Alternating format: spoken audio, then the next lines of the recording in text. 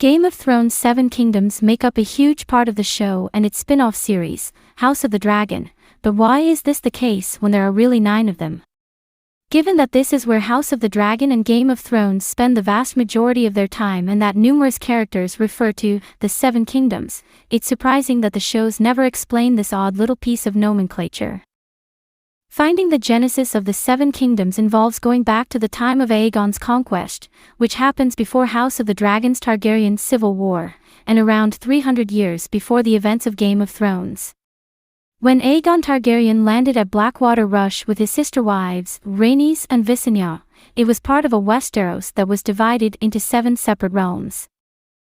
Hey guys, welcome to my channel. Please don't forget to like and subscribe and also click on the notification bell to remain updated. House of the Dragon's 7 Kingdoms feature vastly different landscapes and political practices, despite being ruled under one head. The North, led by House Stark, was one of the main locations shown in God, along with King's Landing, but the Tyrell's Highgarden wasn't really seen. However, it was described as a beautiful place filled with flowers. The mountainous Vale had an interesting form of punishment for their prisoners, in the form of a gate on the floor that would force their inmates to fall to their deaths. Dorne is a mixture of desert and tropics, featuring a rather standard-looking prison. Meanwhile, Casterly Rock was only seen a handful of times in Game of Thrones. House Tully's riverlands were featured in several episodes too. A stark contrast to these is the Iron Islands, which are dark and stormy, a perfect complement to the dangerous seas surrounding them.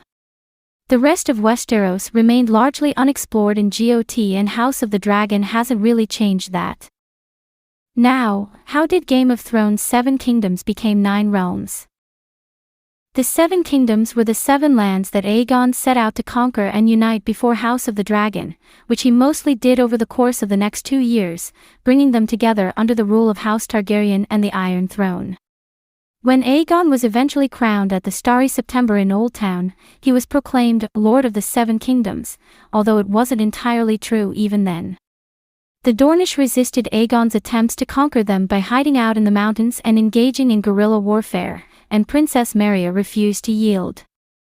It wasn't until 187 years after Aegon's conquest that Dorne officially joined the 7 Kingdoms thanks to a peaceful marriage pact between Prince Meryn Martell, the ruler of Dorne at the time, and Princess Daenerys Targaryen, the younger sister of King Daeron II Targaryen, thus finally making the realm whole.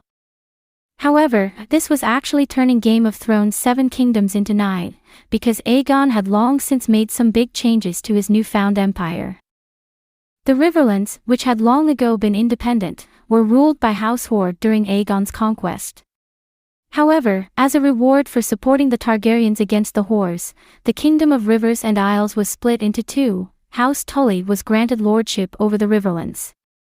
At the same time, House Greyjoy assumed control of the Iron Islands. That made it into 8 kingdoms, while Aegon Targaryen also decided to make King's Landing and the surrounding area into a principality of its own, known as the Crownlands, which was loyal solely to the crown. Because of their service during the conquest, command of the Reach passed to House Tyrell, while House Baratheon was granted the Stormlands. Therefore, House of the Dragon should feature all 9 kingdoms at some point, considering it takes place at the beginning of the end of the Targaryen reign and the book includes the majority of them. Thanks for watching. Please don't forget to like this video and drop comments. And most importantly, don't forget to subscribe and hit the notification bell so you don't miss anything.